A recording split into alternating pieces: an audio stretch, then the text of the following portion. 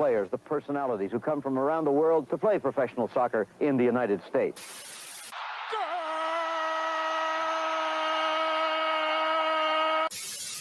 Go, go, USA! Oh, it's incredible! In a world where some call it football, football, or soccer, they dare to call it foosball. One thinks New York is blue, the other thinks New York is red. Soccer in America from a German perspective. Let them put some sauerkraut on your hot dog and join them for the Schnitzel Boys USA Hour. No!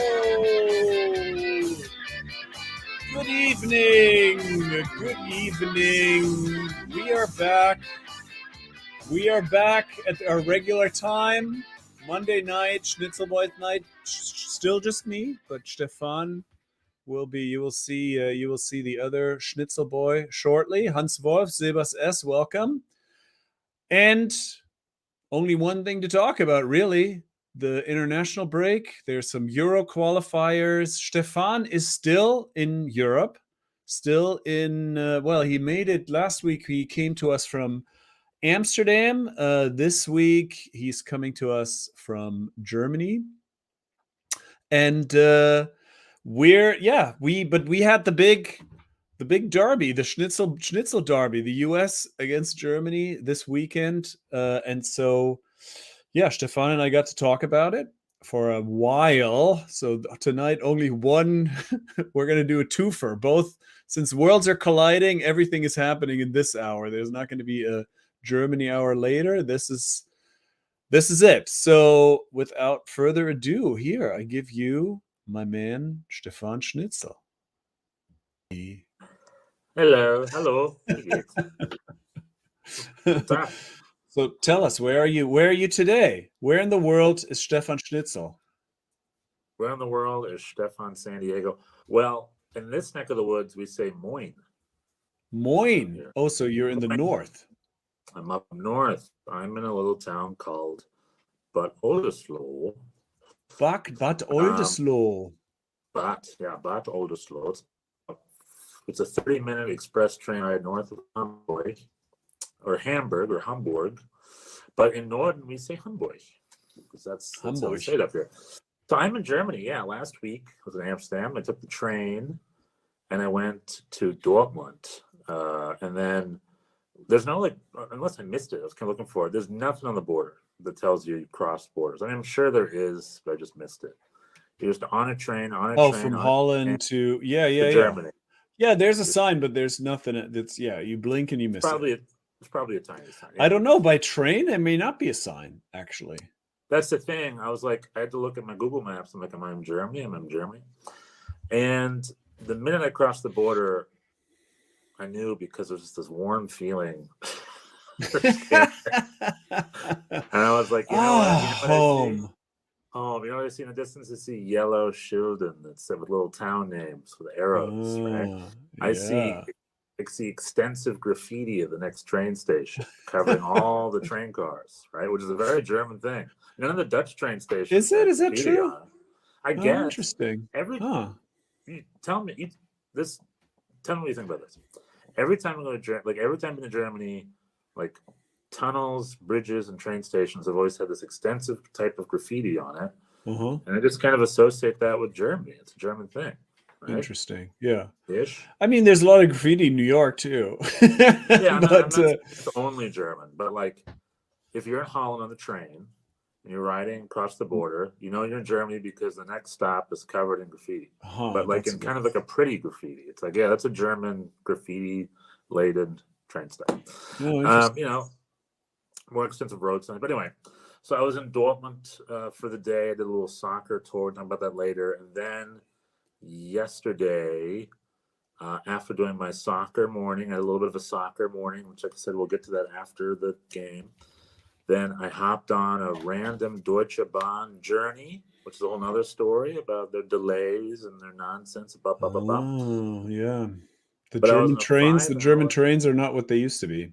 No, and I'm learning firsthand that it's pretty crazy. The train that I was on was 3-hour delayed, Wow. Okay. and that's like average apparently. But anyway, 5 hours of trains later, I just made the kickoff. I watched Germany versus USA in Hartford, Connecticut Yeah. on RTL with Stefan Freund and Lothar Matthäus. Oh. And with a family friend. I was in the living room of a German family, a guest, and I watched myself Germany Länderspiel. versus USA. Länderspielabend. Länderspielabend. And you were there live. So I was talk there about it. live. I was, me and Max, my son, we went to Hartford. It was bad weather, lots of traffic. We heard, we had been warned that traffic was bad, so we left pretty early and still managed to get there a little bit late because of we were doing so well for a second that I got talked into a Shake Shack stop that that proved unwise. And then at the very end, I also made a wrong turn. I thought I had found a shortcut, and of course, whenever you think you figure something out, you're probably wrong. So that took us another couple minutes. So we got there a little bit after kickoff, sadly. But I bought great seats. They were right by the tunnel, and it was front row. We were in the front row behind the goal. Right by the tunnel, sort of right in front of all the media. We saw DeMarcus Beasley and Brian Unseth and I guess later Kyle Martino showed up. Is that what I said? Brian Unseth is the bizarro. Oh, Dunseth. Yeah, that's what I meant. says everything right. that Dunseth says. Yeah. So it was great seats, and it was a great. It was a great time. We really enjoyed it. It was the vibes were good. We were sort of a little left to the American Outlaws in the middle of the US section, but lots of Germans around us and a lot of friendly banter. Nothing too intense. It's a friendly, no one's getting too riled up. I politely applauded the very nice Christian Pulisic goal when it happened, and but it was just nice to be that close and see everybody, close up. And it was great. It was a great time. The rain didn't get too bad. It was definitely drizzling, even though the forecast had said it wasn't gonna. And Hartford, that stadium, there's no shelter. Like, there's no roof. There's like there's one kind of main building that I guess where a lot of people were sort of inside behind glass. That's where this is all kind of UConn, right? It's all a university. I don't know what they do in there, but when you're out in the stands, there is no roof anywhere, so you're gonna get wet if you're out there. And it wasn't too bad. Well, in a German football broadcast, they're used to playing in nice stadiums, right? Football stadiums. Yeah. And the RTL desk or the ARD desk or the ZDF desk, whatever broadcast it, they're usually like on the field, or they're in like a nice studio above the field, right? So at halftime of this game, which is in a college football stadium, right, they slowly zoom. Well, it is soccer, though. I don't think they play football in there. I think it's a... Well, you can see the football lines from the... Oh, really? Okay. Yeah. We saw faded football lines on the field. Okay, yeah, I couldn't see that. I was sort of eye level with the player, so I didn't have I didn't have a bird's eye view. It's real grass, and it's a legit, it's a legit size. It's like, I guess maybe they also play football there, but it's definitely a legit. Which is why they probably picked this, right? Because it's not like.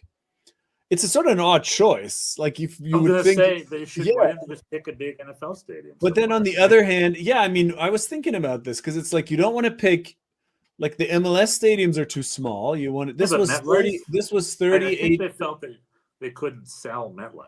That's what, they'll probably. MetLife is 88. MetLife is big, and I guess that's this was 37,000. MetLife is like 88, so that's a big jump, but.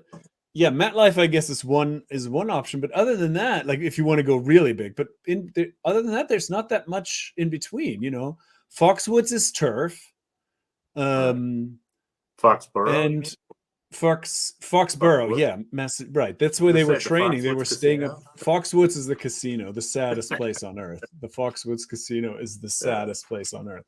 But yeah, no, Foxborough is turf. There's nothing really in Boston. And so then, I mean, I'm assuming that they want it to be kind of in the Northeast to make the flight Right. not be any longer than it is. And so, there's not that many other options. I guess you could go really big. They're doing Lincoln Financial Field in Philly, the NFL stadium, on Tuesday for Mexico. That's, I guess, option 2. But MetLife would have been pretty big. Yeah. So this was 37,000. But it was great. I mean, it was a fun play. It's such an old fashioned. It's like watching a game in like 1975. It feels like it's like it had very sort of an old school. the old. It's sort of an old school feel. Had sort of an old school feel to it. It was kind of cool, and not a huge state. It was packed. It was packed to the brim. There was like standing. People were standing. This building that I was talking about was cramped full of people. Like it was. They announced it was the biggest audience for a soccer game in that stadium ever. So it was packed. It took us forever to get out of the parking lot. There were a lot of people there. I mean, for that size. And yeah, it was cool. It was an odd setting. You expect them to be in a slightly bigger place, but it was great. Yeah, half of my Instagram followers, the Bundesliga, there's just different videos and photos from different angles of the stadium. They were all over the place. We were sprinkled all over the Schnitzel. Yeah, there was one section that was kind of the designated fan section that was like on the upper on the very way other side from us, like on the other end. Well, I thought you booked tickets because you thought you would be on the opposite end of the Sam's. Well, I thought I was, which I didn't, but I also wanted to be close to the tunnel. I like to get a close-up view. I like if I have things to say to the players, I would like them to hear me. Yeah. I asked Julian Nagelsmann about his shirt/jacket, and he pretended. On the news tonight, he pretended not to hear, but I'm sure he heard. He heard. Okay, so I've been watching German TV, and I've been watching German Reaction all day from NTV and RTL and some other channel, and one of the broadcasts is like. It's like a first win for Julian Nagelsmann and his Holzfäller Hemd. Ah, okay. So we're getting a little. It. I mean, it was it's certainly considering his track record, it's a pretty nice shirt. I thought. I mean, what is a Holzfäller Hemd? It's definitely a what? Wait, what did he say? What did he call it? Holzfäller Hemd. How do you spell that? I mean, I spelled it. I heard it phonetically, so Holzfäller, H-O-L-Z. Oh, Holzfäller, a lumberjack shirt. Holzfäller is lumberjack. Oh, so this was like a lumberjack. I think this was a little. I see. Yeah. I think that's a little disparaging. I think this was a little bit higher end. It's like if a lumberjack wanted to go to the club.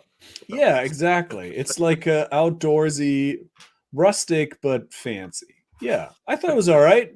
I mean, it was definitely a casual setting. Greg Berhalter was in his regular. T-shirt, Nike shirt and sneakers. I think it's fine. I don't know for this is like somebody said to Julian Nagelsmann, okay, don't wear anything crazy. And that's how we picked that shirt. He was like, okay, this is going to be all right.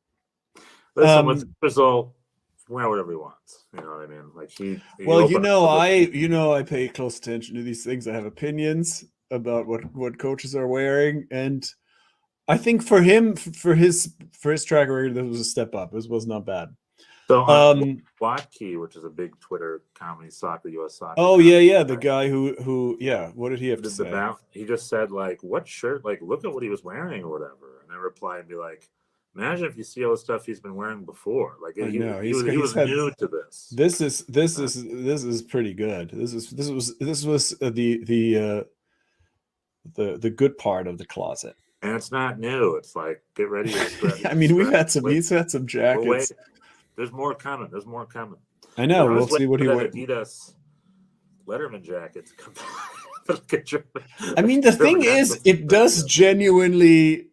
It doesn't follow a pattern. It's not like, because sometimes you can tell, somebody else makes these decisions. Like either either somebody's wife or a sponsor or somebody hands dudes things to wear. It's like, put this on, but that does not, that I don't think, it doesn't seem like that's the case with him. It doesn't follow any particular rhyme. The rest of the staff was dressed very professional. Yeah. It was just him. They're all dressed in uniform, but not him. No. But if the team plays like this every game, he can coach in a leopard thong, right? As far as we're concerned, yeah. If we're lucky. So okay, so that's fine. Good job, you guys, doing the atmosphere. I'm glad it was a good atmosphere because it was an interesting choice. It was really. I wasn't there. This was a good thing. I thought it was really fun. Yeah. I was going to say earlier is like, usually they zoom in a Champions League game, they zoom in and they're in their special lounge. Oh, right. Yeah. The coach and stuff. So at halftime, they zoom into this Yukon Husky stadium. It's bleachers. It's an old school stadium. And just a slow zoom into a tiny little booth top at the back of the moderators, the hosts and whatnot, the Lothar Matthäus and the other guy, the host. They're slowly zooming in, and they got themselves a little booth up there. And then it switched around. It was very much like they were trying to emulate what they're used to in real soccer stadiums and footballs in Europe. And they're just there cramped in this tiny booth up on top of the bleachers. Yeah, it's an old school joint. The Pratt and Whitney Stadium at Rentschler Field. Rentschler Field. Yeah. But yeah, so okay. So then there was the game. All right, let's talk the game. How are we going to do this? I don't know. Because it's so funny. I was sitting with a German family friend, older guy, right, who's just like very mad at everything, and the whole game he's like, "Meine Güte, die passen, how do you say pass again? Die passen and die passen. Spiel nicht ab. Yeah, the whole the Passerei links to rechts, das kann ich nicht durchhalten, and he's right. Germany is still playing the way they've been playing for the past 5 years, which they hold the ball, but pass it left to right. They don't really know what to do in the attack. I strongly disagree. I had a very different impression. I thought this was a lot more. There was a lot more focus on progressive passing. It seemed like there was a real effort made to pass forward and not just endlessly lateral, like the holdovers from the Yogi Löw. I mean, Yogi Löw never, and Hansi, Yogi Löw never saw a lateral pass that he didn't like, and Flick kind of took that over. It was very plodding. This all felt, and I mean, I guess I'm perhaps, make allowances for being there live and being excited, maybe, but like I felt like it was pretty zippy. I think in general is especially for a friendly, where sometimes it takes some time for teams to get into it at all. I thought it was pretty high tempo. It was pretty up and down, especially in the first half. Well, real quick though, the whole friendly thing.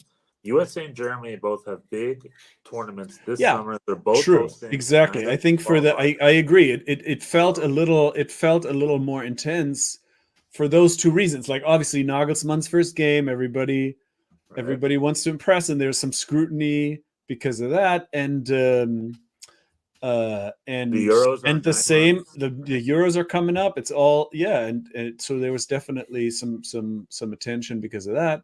And then on the American side, it's always when they play a big European opponent, whether friendly or not, it gets overvalued by the public as like this is the litmus test of where we are in the pantheon of world soccer. Yeah. Yeah, we'll get into that. We'll get into that in a second. So fun. I'm going to give you a little quiz, Bjorn. You know how I like to quiz you. Okay, so and I usually fail. The last USA versus Germany game. Who won and who scored the winner? Oh, I heard this. Somebody was saying this. I heard this before. I think it was 2015. I think the U.S. won on a stoppage time. Oh, Bobby Wood, right? Bobby Wood and stoppage time. Somebody was saying this. This is not the level of detail I usually have available. But somebody was talking about this in the pregame on the radio. In Deutschland. Yeah. Mm-hmm.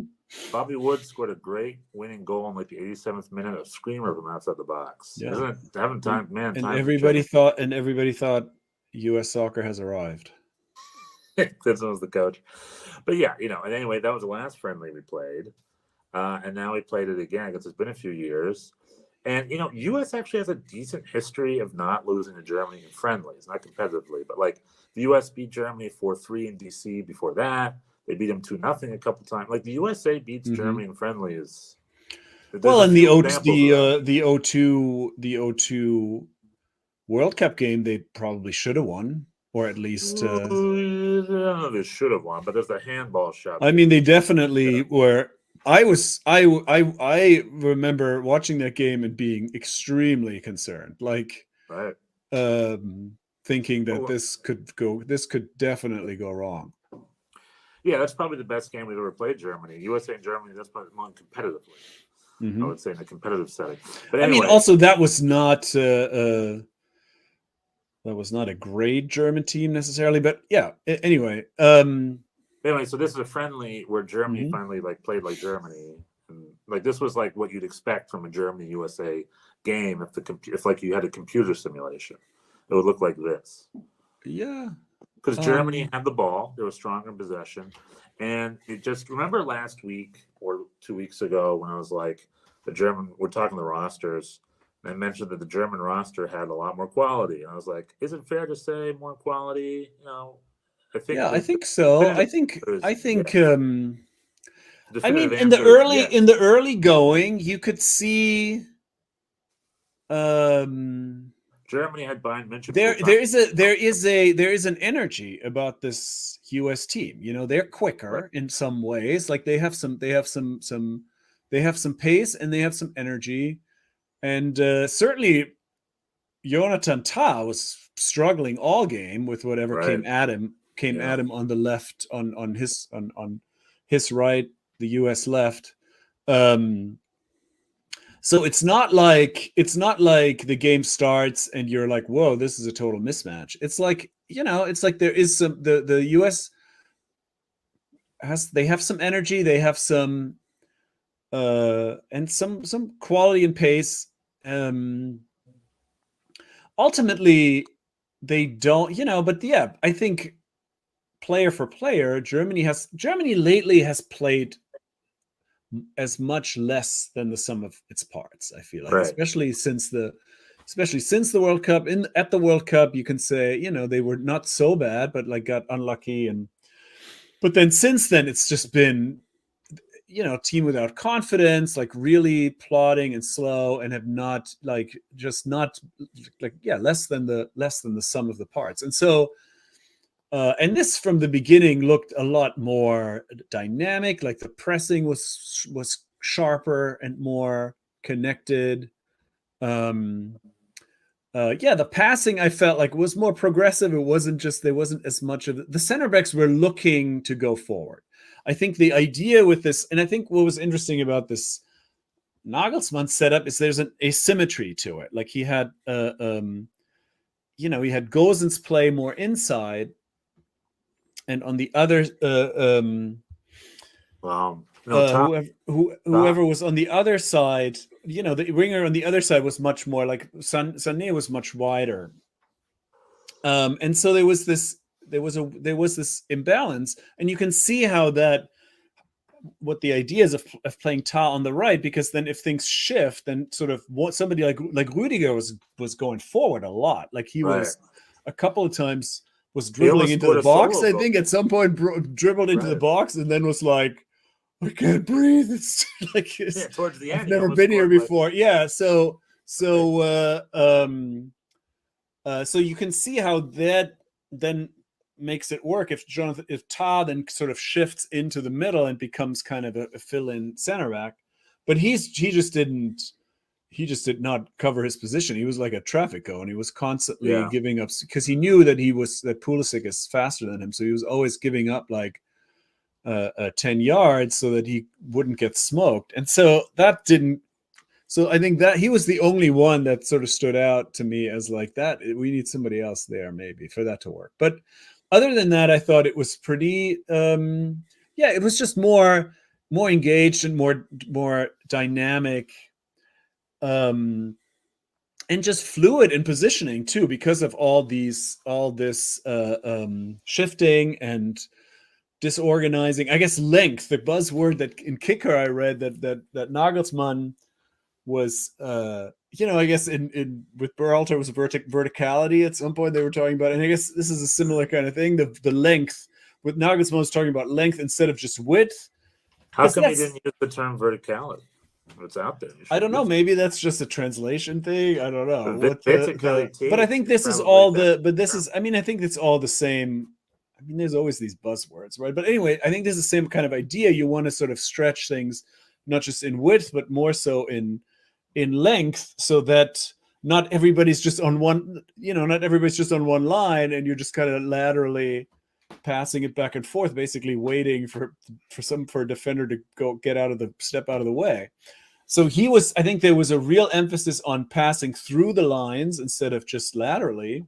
And that didn't, obviously those are lower percentage passes. So that didn't always work. They didn't always connect at a higher rate necessarily. But I think it was, I think that was really had a different sort of dynamic to it. And it seemed like it really, the US midfield was struggling to keep up with the way, and especially as the game went on, there was a lot of there was a big hole in the US defense where Tyler Adams usually is, like right in that zone in front of the box. Germany had a lot of space to pass and to get in, and there were a few open looks even in the first half. Like I guess very early on, I forget who it was, hit the post. From that position, there was a lot. There were a few, like 10 minutes in. Fulkrug, right? Was that Fulkrug? Was it? I don't think it was Fulkrug. It was somebody. Someone was Zane. Someone missed an open. I think it was Zane. Yeah, Zane was trying to sort of pass it into the corner. I don't know if Turner got a hand on it, but hit the post anyway. So there was a lot of room right in front of the box, and there were a couple of dangerous shots, and Turner made some saves, but I think that was. In the end, the difference, I thought that there was just a little bit of, despite all that pace, and there was a little bit of muscle missing in the American midfield defense. Yeah, people afterwards, on the US side, one of the storylines was like, we missed Tyler Adams. How big of a difference do you think that would have been if Tyler Adams played? How do you know? How can you know? It's a lot. I mean, I think there was some effort made, I think, to keep things narrow from the US side, like forcing Germany in the middle, but then there was a lot of room. They still had a lot of joy in that middle. Still, how do you know what Alexi Lalas asked the question on Twitter today? What difference would it have made if Greg Berhalter was coaching Germany and Julian Nagelsmann was coaching the US? And then, of course, a lot of people are like, "Oh, US wins easily." Blah, blah, blah. I'm like, I don't know. I mean, we're sort of talking tactics here, but the afterwards I went on Twitter and stuff to see the U.S. response, and it is hilarious.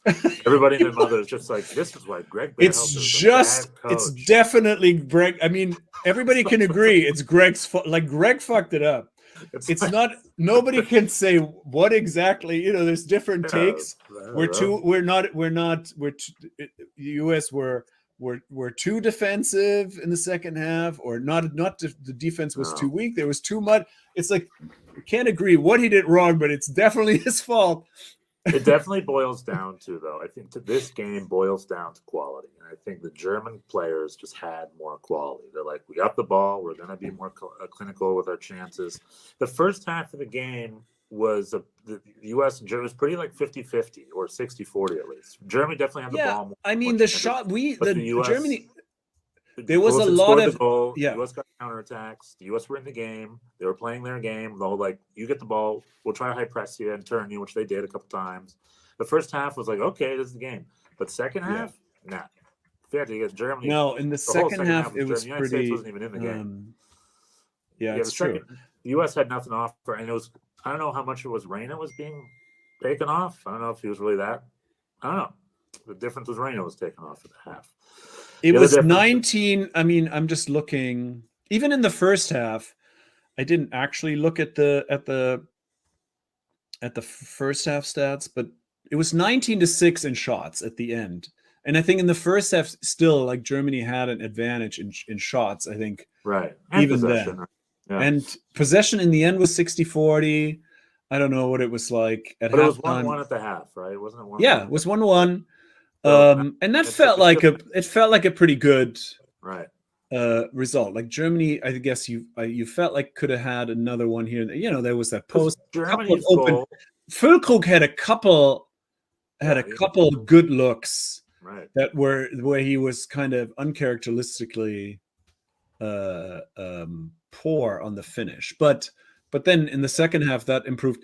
What I was impressed by, I said this on text. I guess I haven't seen a ton of Füllkrug, I suppose. I don't watch Werder Bremen that much. He hasn't played that much for Dortmund, so it was like the World Cup.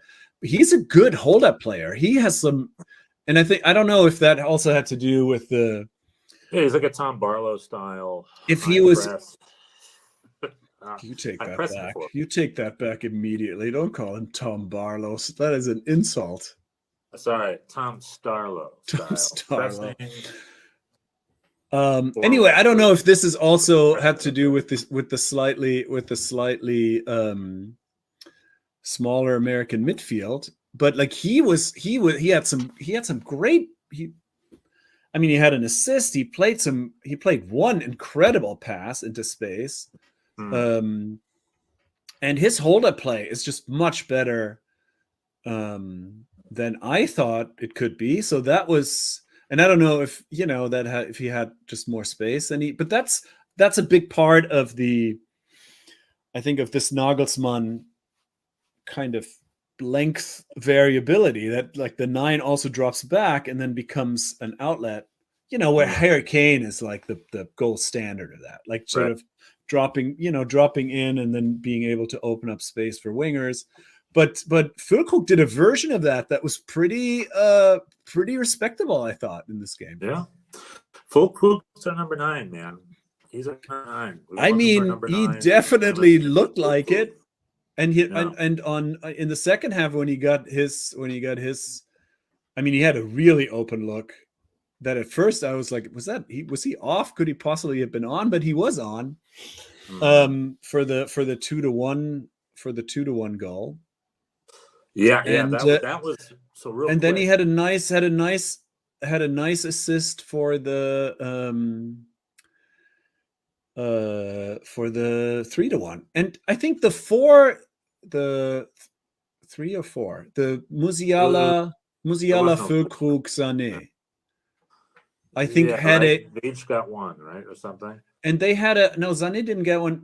It was Gundogan got the first. We got the equalizer on a. I mean, Sané did all the heavy lifting. Matt Turner got a hand on it, but then Gundogan also had a couple of open, pretty good looks. That there were some serious shanks. So it was this could have been a bigger result, maybe. I mean, in the second half, the U.S., because we were behind the German goal for the second half, and there really was not much. There wasn't much happening there. There was one corner kick, I guess, where Musa had a header that went high, and I have no memories of Brendan Aronson did a lot of setup for his like free kick, and then just kind of hit it in the wall. The only thing I remember in the U.S. second half was Brendan Aronson trying to take on the entire German team by himself. Oh yeah, right. And then got a mercy foul. Somebody was like, "Okay, you did a lot of work. I will foul you because I feel bad." Yeah. But so, there was also some sloppy in the second half. There was some crazy at some point. There was some crazy passing inside the own box, kind of like. And I was like, I guess this is the time to try this out. If you're up 3-1 in a friendly, if you want to, practice like short passing in the box, like I thought that was a little nuts. But the U.S. didn't, so it didn't matter. but they had a couple. Yeah, there was definitely. I mean, there was some at some point in the, I guess, 78th minute or so. I was like, yeah, we've given up bigger leads than this lately. Like this could certainly Yeah. turn if something bad happened. 2 friendlies ago, right? Weren't we at 3-1 in the 90s? Yeah. No, this keeps happening. So there was a brief fired. moment when Gundogan was like, doing these, tiki-taka passes with Ter Stegen, who was sort of like, I don't know, are we doing this? Okay. And and Also, I mean, come on now. yeah. Zula came off the bench and played well, Right. I thought. Yeah. He is a bruiser in person. That guy is big. At the end, he shook the referee's head. The referee was like half his size. Yeah, the referee was also tiny though. He was a little guy. That is true, but Zula's a big unit. Kai So it's Havertz great. also surprising. Kai Havertz much taller in person than. But he wasn't super effective. Right? He was a pretty. No, he was effective guy. not. He was on No, the he was field, not. right? He is going through a hard time. Like Kai Havertz is figuring out who he is as a player. I'm glad he's getting the chances. I'm glad he's getting the support. I think he hopefully he will figure it out. But yeah, he came off. I mean, he had some. He's close. He's close to being the next player England's going to break for us. They're going to break another player. It's possible. Yeah. I mean, it seems like Arteta really likes him and wants him to succeed. But Florian Wirtz is still like he's crushing for his club, but I'm just not seeing much. He was not. He did not. He was a more quiet. I mean, things were really like Sané was really, really good though. I think it's had to do with that. Everything went that side, and right. So yeah, Wirtz had a little bit of trouble, and I mean, yeah, not everything. I mean, not to like pretend like this was some kind of perfect football or whatever, or total football. Like there was still a lot of passing that didn't connect, and things that didn't come off. But I thought, I mean, considering what we've been seeing, I think this was pretty. I thought it was pretty great, pretty good. Let's break down the 4 goals. So Christian Pulisic did hero ball well, where he took it, went past Targets smoked. Well, Tar kind of gambles and loses. Like that's how that starts. Like Rudiger's he smoked Hummels, and Rudiger is sort of too late. Yeah, is getting there a little too late. I mean, and also like sick finish. I mean, you got to give credit. It's not like obviously him to be in that position. A lot of things broke down, but like that's not an easy. That was a nice shot, even from the other side of the field. I was like, okay, yeah. Right after he dove in the box and should have gotten a yellow card. Yeah, I was wondering about that. I couldn't because I was on the other side. Because no contact. Okay. Oh, you just flopped. Flopped and complained. Schwalbe. Dove, or whatever that is. What's a Schwalbe? It's a dove, right? A Schwalbe is a swallow, I think, in English. Everyone in German, apparently Schwalbe means die. It's die. Yeah. Which I learned today. Anyway, so that was goal 1. And then the first German goal was a ping pong goal. Right? It was like one of those. They're just like muscles. Well, Sané got open. Yeah, but there was some given. It was a nice give and go, and then Sané almost dribbled around Matt Turner, and then just couldn't quite finish it. And Matt Turner got a hand on it, and then Gundogan just kind of poached it from there. Yeah, but I think there was an extra step you're missing. I think didn't Fulkrug try to nail it and he missed it, and then Gundogan got it towards the end. It was a ping pong goal. It was maybe I will. I haven't rewatched. Obviously I haven't rewatched highlights. This is all from.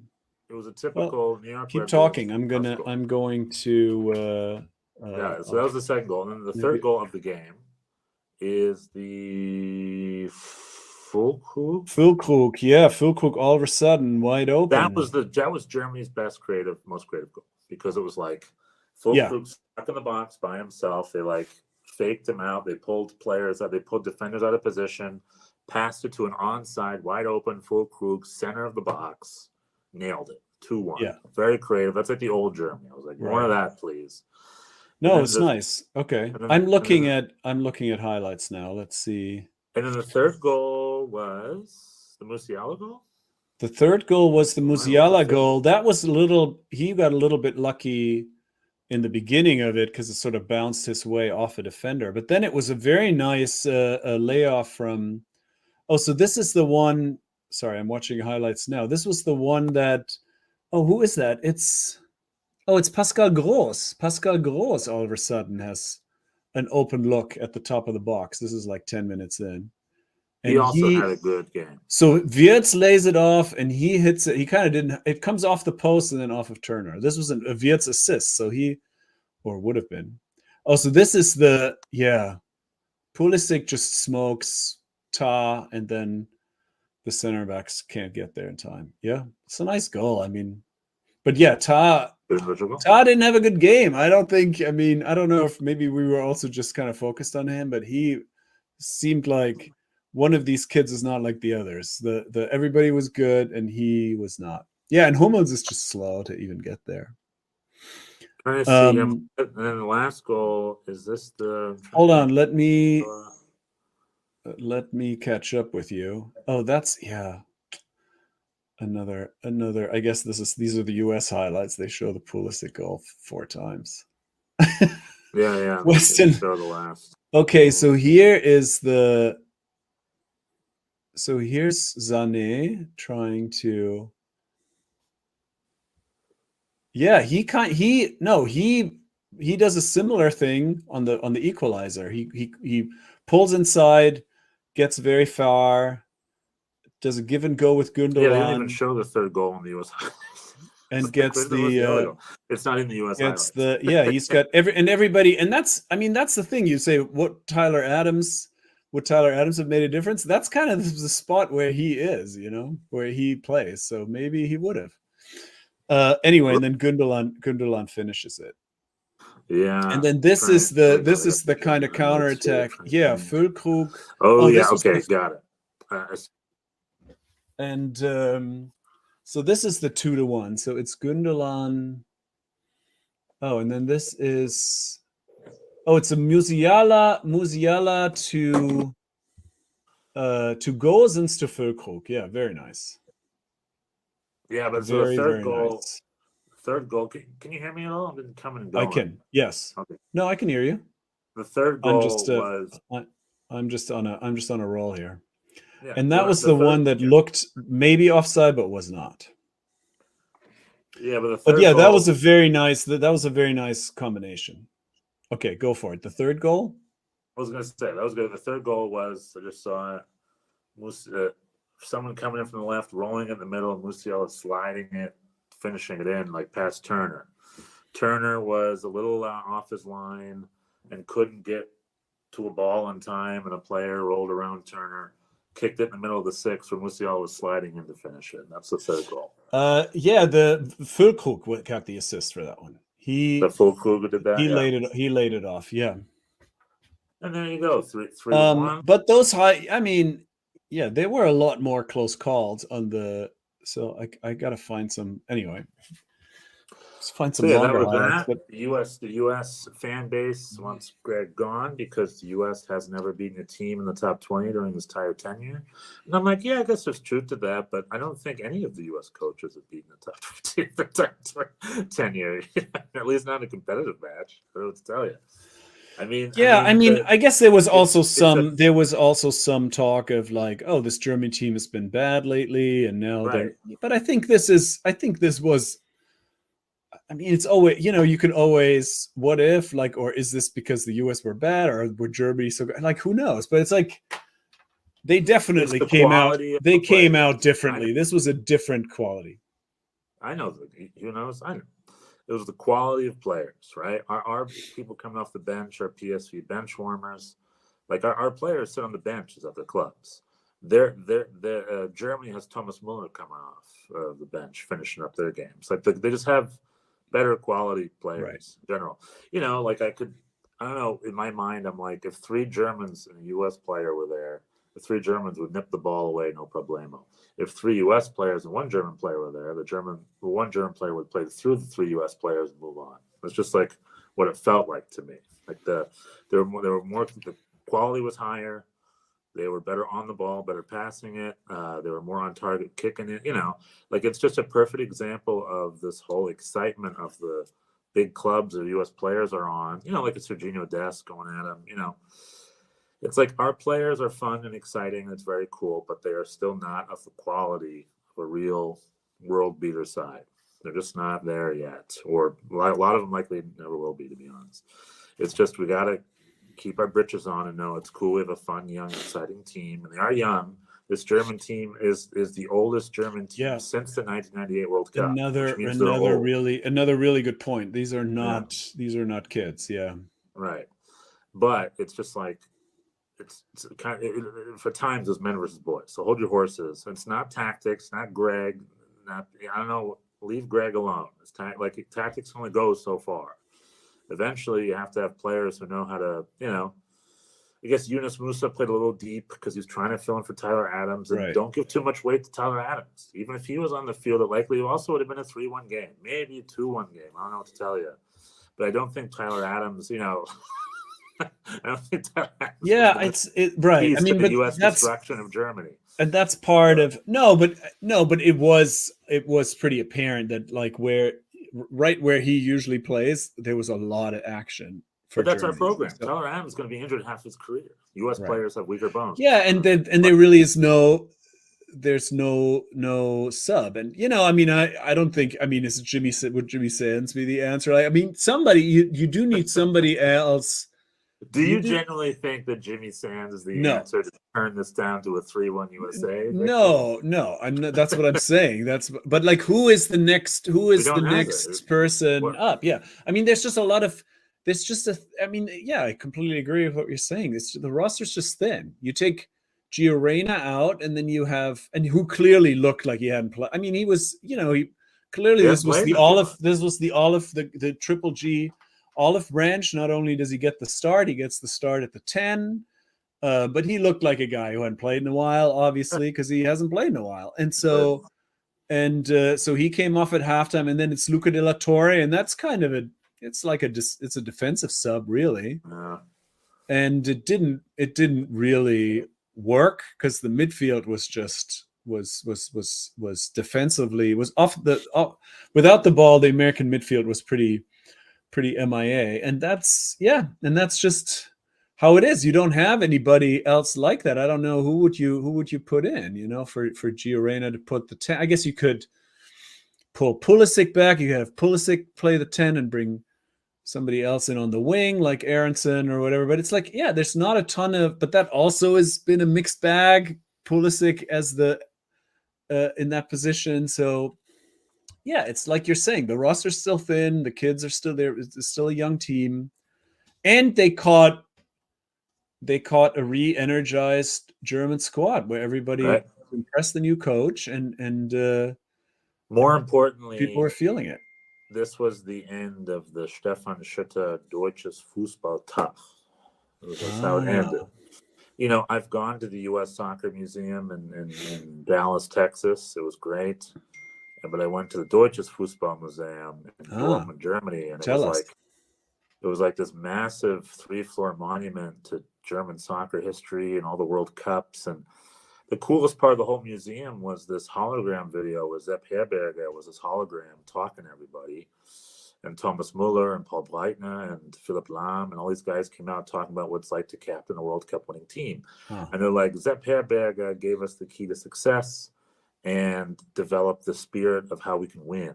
And then with his keys, we went on and won 3 more. I'm pretty much talking about how just the German soccer culture and So when I watched this game of them winning 3-1, it's like, of course they won 3-1. It's program versus program. One program's 3 times bigger than the other program, at least. So, to me, that was just what the vibes were. It was like, soccer country, Germany doesn't get beaten. They just win or they lose by themselves. You know what I'm saying? Maybe that's a little bit biased to talk about, but, where the U.S., they're still trying to figure out how to train 16-year-olds. Yeah. They're still trying to figure out the pay to play and all that. The U.S. is not. Well, it's like, and you always, it's one game. It's always, Right. there's always that temptation when people talk about it. It's like every decision that anybody in U.S. soccer ever made has led up to this. And what it's like My we're doing feelings- everything wrong. We're training the children Right. wrong. My- Greg Berhalter is terrible, and Everything's bad. My feelings are amplified because in addition to Deutsche Fußballmuseum, I went to the BVB Stadium, to the stadium tour, and then I went to the BVB Museum beforehand. Pretty much it's a big old soccer day and a soccer culture in the middle of the Ruhrgebiet, which is where German soccer is from, pretty much. And it's just like, it's 100-year-old history. And, the BVB, when I was at BVB that morning, they have something called the BVB Experience, where you pay an entrance fee. They give you a bunch of virtual reality headsets, and you go from the youth academy stations all over the complex up to the second team, to the starting team. You run against a virtual Marco Reus to test your skills and stuff. It's like a full experience. Is that do you recommend that? And the Fußball Museum? It was sold out. Oh. I couldn't buy. Oh, you couldn't. You have to pre-book that weeks in advance. I didn't know that. I just went to the stadium tour, which was lovely. And it was a day after a game where the BVB 2 played the Rot-Weiss Essen at the Signal Iduna Park, and it was probably full because there were cups everywhere. People show at my up, hotel window the night before, I heard people cheering and stuff for the game. It's like a third division game. I don't know. It's just like I'm in a soccer country. It's a different culture. Yeah, different culture. So when a bunch of U.S. fans on Twitter would be like, Greg Berhalter's tactics, it's like, boy, you don't even know. This is bigger. Yeah, this is bigger than that. The differences are bigger than, you just need a better coach. Right. That's you don't even know. That's that's not it. Now, just as an aside here, I'm getting the sense that you did not go to see Starlight Express. No, I'm sorry. My foot was in pain all week. Oh, you had to rest. And pretty much I'm like, I can take a cab there and back because Bochum's 20 minutes away. Guess how much a cab ride is from Dortmund to Bochum? One way. Oh, that's probably a lot. Nobody does 50 euros. Oh, yeah. Nobody does that. I know, but in America, a 20-minute cab ride isn't $50. So that's yeah. No, it is these days in New York. Yeah, if you're going, yeah. But this is Dortmund, unfortunately. But nobody. This is like nobody does that because then the guy has to go back. He probably charges you for the return too because this is nobody does this. It's actually very sad for me because I really did want to go, but in order for me to go, it would have been an hour on public transit one way and the train, and my foot was. From Dortmund to Bochum is an hour on public transit? That's what Google Maps told me. Really? What about the S-Bahn? S-Bahn is... That is there. The S-Bahn takes... You take the inner city and then you hop on the S-Bahn Bochum. They said 50 minutes, 50. So, because you have to get from the main train station to the stadium.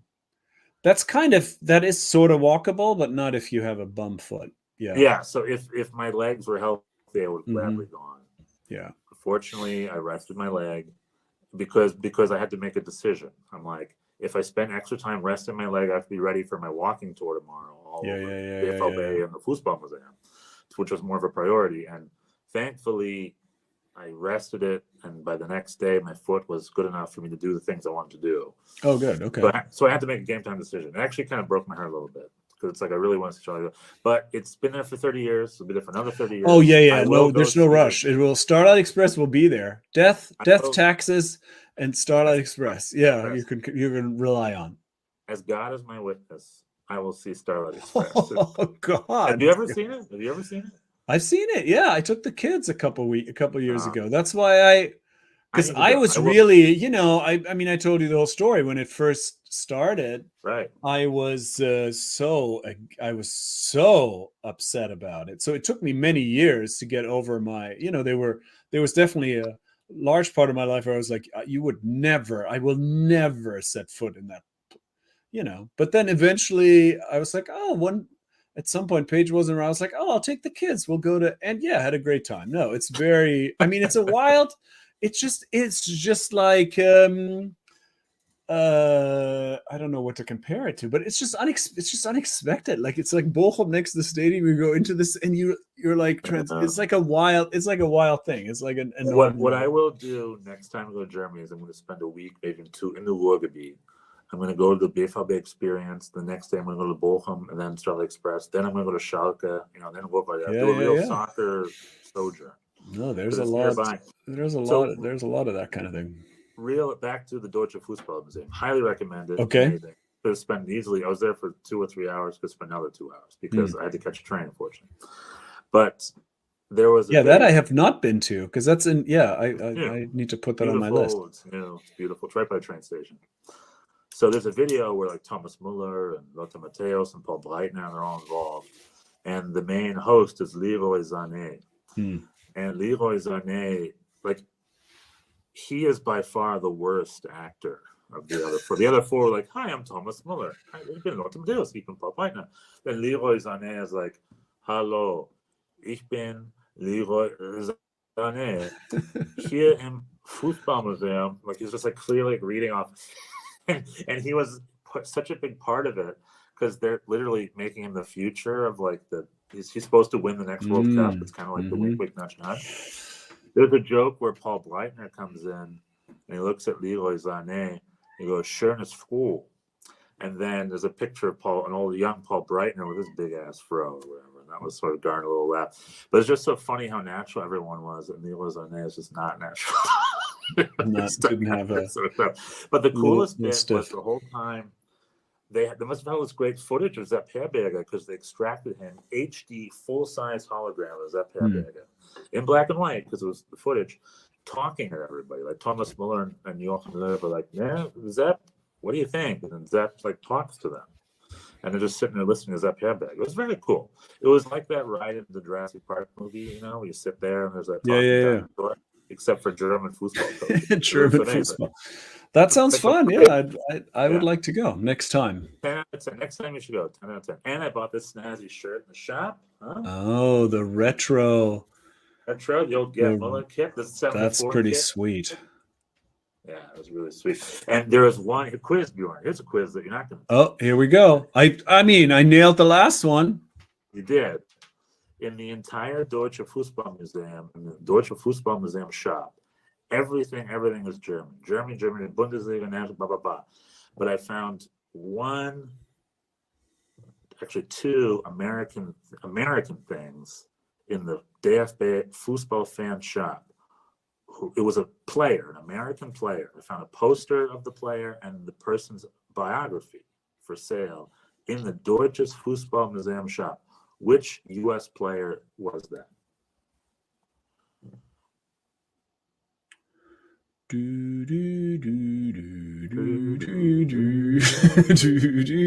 Think outside the box. Think outside the box.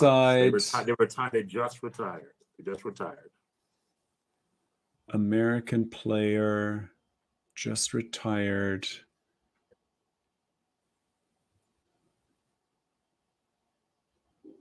I mean, who has a Germany connection?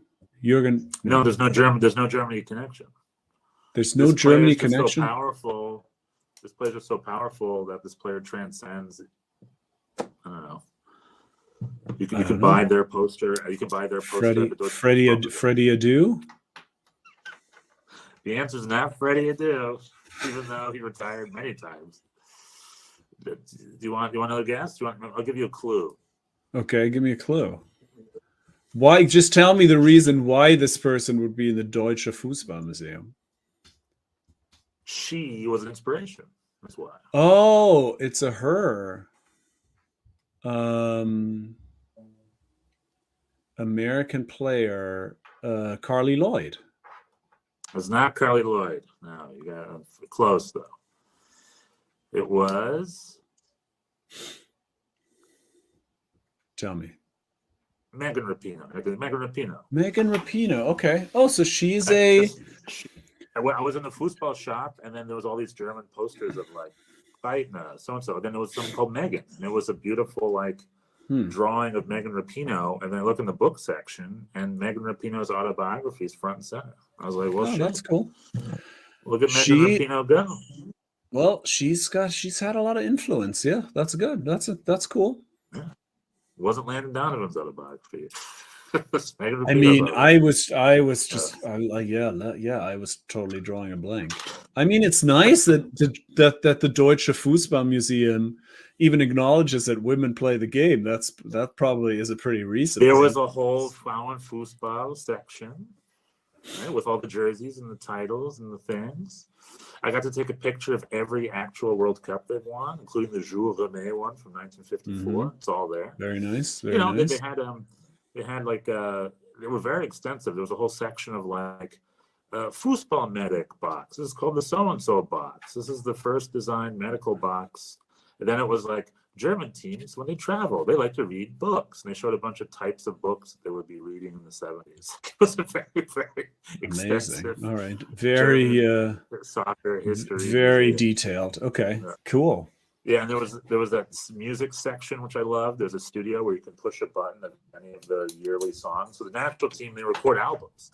They have 2 gold records. I am very aware of that. That's worthy of its own podcast. The history of the German, these records. I would buy them when I was a kid. Every time for every it was always a big deal. They would appear on some TV show and it was always crazy. It was like, no musical talent whatsoever, but somehow, that's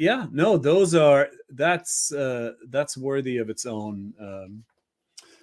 We need to do that because I discovered this. That stuff is wild. There's some wild stuff. I knew the 94 one with the Village People. That's legendary. But they did another 94 one as a rap. And then it was, who was it? Was it Andreas Kopke had his own little rap solo where he comes out and he I forgot who it was, but it was someone. I think it was Kopke. And I was like, dude, is Andy Kopke rapping right now?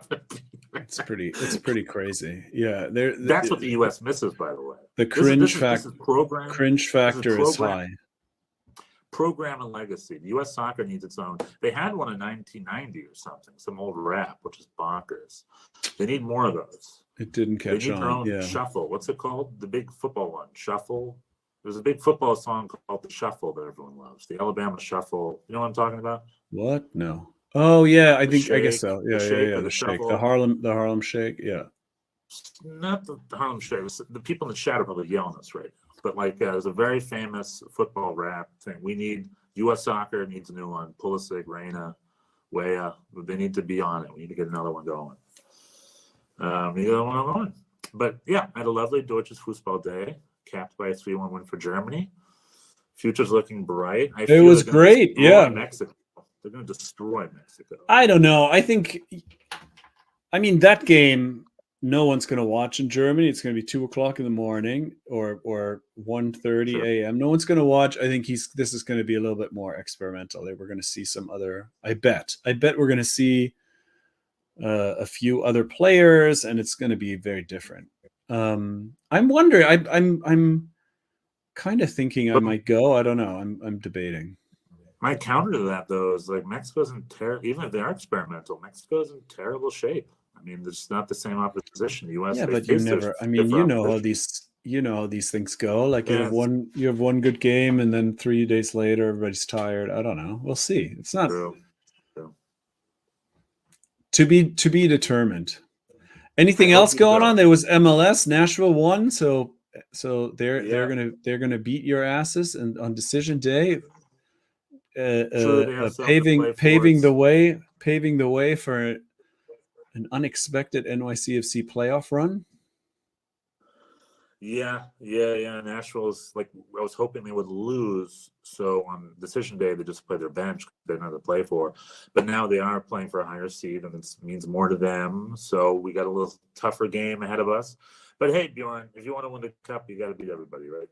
So you got to be beat. That's right. Games. So that's no right. Excuses. On to Nashville, and then on to the playoffs. Baby, it's gonna be there's a lot of math. I think we went through it last time in great detail, so We don't have to do that Charlotte again. But still next, hasn't but played next its- Monday, Charlotte and um, Miami still haven't played any of the 2 games yet, so we're still waiting on yeah. that. If I mean, from an NYCFC perspective, that's actually pretty simple. If Charlotte win on Wednesday, it's over for us. Is it in Charlotte or in Miami? It's in Charlotte, right? But there's It's no in Messi. Charlotte. Yeah. And there's no Messi. in that one, Yeah. but- So if Charlotte win that game, then then decision day is only about pastrami and milkshakes for me. Yeah. Same here. I'm gonna be. The good news is when this is happening, I'm gonna be in Germany with my mind off the league anyway. So, be a good way to say goodbye to my Red Bulls for the season. We have that great home game experience in the season for one final hurrah. Mm-hmm. You know, wish them the best, but it is what it is. All right. It is what it be. The other news is American football is very popular here right now. Everyone's talking about it. It's on TV and blows my mind. When I shared a little Instagram video of me watching football with German commentary, and German family responded to me. It's like, yeah, we're watching it too. It's like a thing. They're watching it. It's a thing. So, go Tennessee Titans. Journey's rooting for. Well, why not? I mean, everybody in America watches the Premier League. Why shouldn't Germany watch the NFL? Yeah, it was funny to see the inverse because it's like I just got an ad from Burger King in German. The thing I sent to you would be like, win free tickets for Kansas City Chiefs. Pretty much how the Prem is doing the U.S. stuff. That's the NFL is doing here in Germany. Like on German TV, they have this thing where you have to tweet at them. Tweet your fan in your jersey. They're doing the exact same thing that the NBC does for Premier League mornings. They have a weekly show. They have a German Zoom show. And then they're like, tweet us your photos of you and your favorite NFL jersey, and we'll show it on the TV. It's exactly the inverse. Yeah, same thing. Let's take NFL, make money with it in Europe. So good on them. Good on them. All right. Well, good catching up with you. We'll do this again next week. My friend. Do this again next week. We're only doing one Sounds episode, good. right? Because it was a crossover episode. This is the US. Yeah, we don't need, and we're an hour plus in. We don't need 2 of these. No. This is the perfect Schnitzel Boys crossover event. It's true. This is the Schnitt. This is the worlds are colliding. It's too bad you weren't around for it. But no, it was so fun. That game was fun to watch. It was a great time. Yeah, I had a good time watching on TV. Yeah, and maybe hopefully make our way down to Mexico. We'll see. We'll learn next week if that's the case. Anyway, keep on schnitzeling. Tschüss. Tschüss. Nächste Woche. Mach's gut. Macht's gut. All right. Well, there he was, our man Stefan, coming at us from Bad Oldesloe, Germany. I was wrong, by the way. The Miami Charlotte game is in fact in Miami. That's on Wednesday. Tomorrow is Germany against Mexico. Yeah, when our two countries play each other, then we'll talk for a long time about a friendly. That was fun. And he's traveling. Meanwhile, it was fun to talk in the chat here. Sebas S is part of him hopes that the Red Bulls miss the playoffs because they need a reset, but on the other hand, would also be fun to squeak in and make a deep run and perhaps build a statue to Tom Barlow. That would be very funny.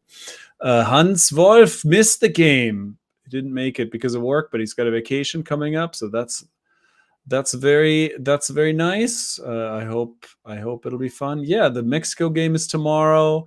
Julian Nagelsmann has said he's going to wear a different shirt. He's not going to, but he would rather people talk about the game than his shirt. So we'll see what he's wearing tomorrow night. I still am not 100% sure whether I'm going to that game or not. But anyway, if not, I will, in any case, whether I go or not, I will see you next week. The international break will be over. I wanted to give a shout out to my friend Kier. Scotland qualified for the Euro, for the first big international tournament for the first time in a long time. The last time Scotland made a big tournament. It was the World Cup in 1998. So exciting for them. Congrats to Scotland making it to Germany for the Euro. Sebas is asking if I'm going to the NYCFC versus Chicago game. Of course I'm going to go. And maybe we'll have a chance to still make the playoffs. Maybe I'll just eat Shake Shack. This will be at Citi Field, Sebas, since you're asking. We do have many different stadiums. Our stadium got into the next stage of approval. It basically was approved for land review, so that means it's moving along, and we're on track to finally have our own home in 3 short years. There's new renderings online of what it's going to look like. It's all very exciting. So we're going to have a stadium. Scotland's going to be in the Euro. Decision day is Sunday. Next Monday we'll have more to talk about than just one game. We'll talk about Bundesliga. We'll talk about the decision day in MLS. We'll hear where Stefan ended up in his European adventures. And that'll be it. It was lovely to hang out with you. Hopefully we'll see you again next Monday. Happy schnitzeling. Good night.